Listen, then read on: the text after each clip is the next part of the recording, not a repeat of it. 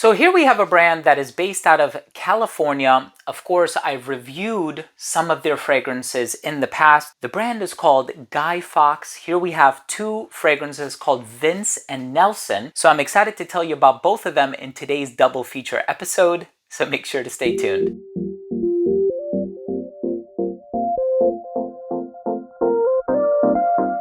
Now, before I begin today's episode and I give you my thoughts on these two fragrances by the brand Guy Fawkes, they're called Vince and Nelson, I want to start the video off first by saying that if you're a fan of fragrance-related content, please do consider supporting the channel by subscribing to it, hit the bell icon, and of course, give this video a thumbs up for the YouTube algorithm. It would really mean a lot to me. Now, my experience with this brand is that their fragrances are very easygoing, very mass appealing. They don't really push the envelope or push the boundaries or anything like that. I know they've utilized perfumers like Frank Vogel in the past. He's done fragrances for Le Labo, like Santal 33, for example, and I'm pretty sure I'm not mistaken when I make that claim. Here we have two fragrances, Vince and Nelson. They are named after friends within that friends group, which I think is really cool. And I do kind of like the aesthetic of the brand. I think it's very simple, very minimalistic, and their fragrances are also affordably priced, which is a plus. I'm going to be letting you know about the smell of both of these fragrances in just a bit. Let's start things off with a quick look at the presentation first. So the first one that we're going to try is Vince, and thankfully the notes are written on the back. So it says, "Welcome to a better smelling life." This one has crushed lime, mint, gin, and sunset musk. So is this going to smell spicy like juniper? Is it going to be boozy? Is it going to have a bit of that alcoholic tinge in the opening? And you do get the mint.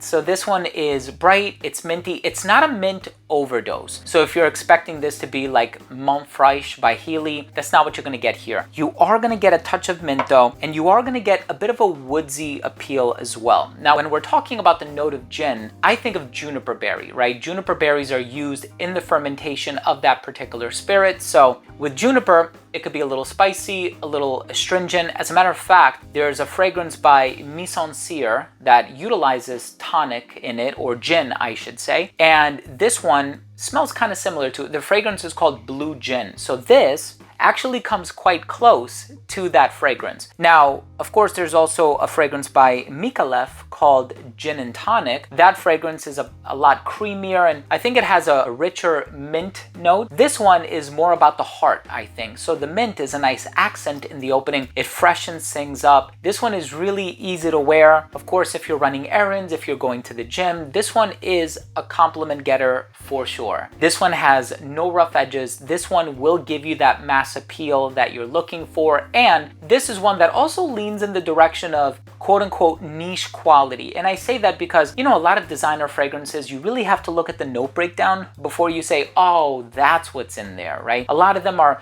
very polished, and I say that, you know, in a complimenting way. But this one, with the mint, the woods, the gin, the spiciness, that clean musk and the dry down, it is wonderful. We also have Nelson. Now this one might also have a bit of a minty appeal to it, or a mentholated appeal, because it does have eucalyptus in it. But we have eucalyptus, sandalwood, and American cedarwood. So as you can see, mentholated, woodsy. Aesthetically, it might be similar to Vince.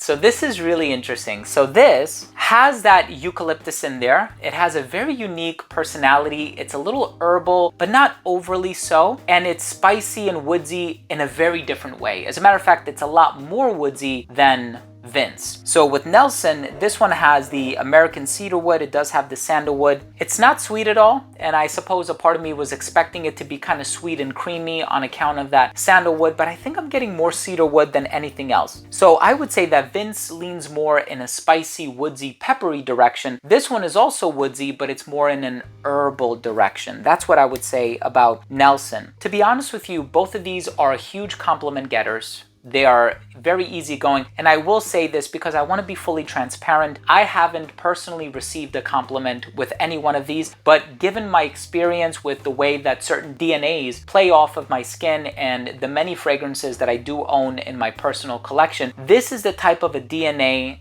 that is a workhorse. It's a Swiss Army knife. You can wear it anywhere, everywhere. Despite the occasion, it smells very good, very dressed up. You can wear it casually as well. It's incredibly versatile. And both of these fragrances do have that mass appeal factor about them. So you can feel confident acquiring these fragrances either for yourself or as a gift to anybody else, knowing that there are no rough edges, they don't push the envelope or anything like that. Vince and Nelson by Guy Fawkes, a brand based out of California. It's an American-based brand. Thank you for watching. Let's go ahead and finish things off with my overall assessment. Now, first up, in terms of the uniqueness and the overall smell, of course, comparisons could be made to other fragrances. Like I said, there's a fragrance called Blue Gin by Mise en Cire that I compared this one to. And of course, even with Nelson, it does give me a bit of a designer vibe, like I said, but that herbal appeal makes it lean more in the direction of niche quality, if you know what I mean. But nevertheless, both of these fragrances have that mass appeal. They're very easy to wear, very easy to pull off. Longevity on both of them was about 7 hours on my skin. Projection was really good for the first hour of application. That's when it radiated within an arm's length, not beyond an arm's length. It became an elbow's length scent right around hour 5, a skin scent right around hour 7, 7.5, something like that. Versatility, I think they're both great for an office setting. You can wear them indoors in a climate-controlled environment. The only thing that I'll say is that a lot of them,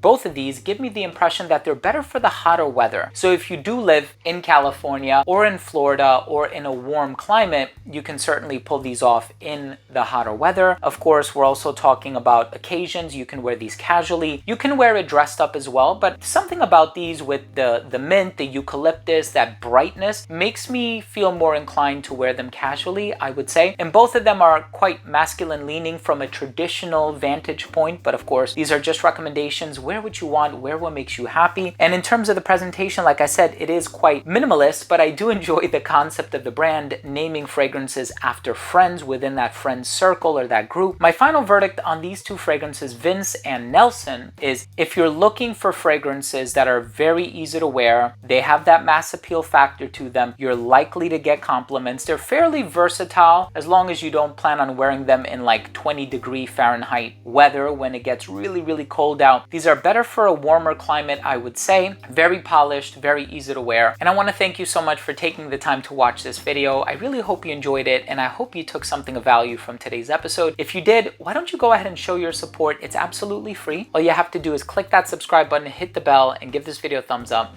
Thanks again for watching. Love you guys. We'll see you tomorrow with a new episode. Bye.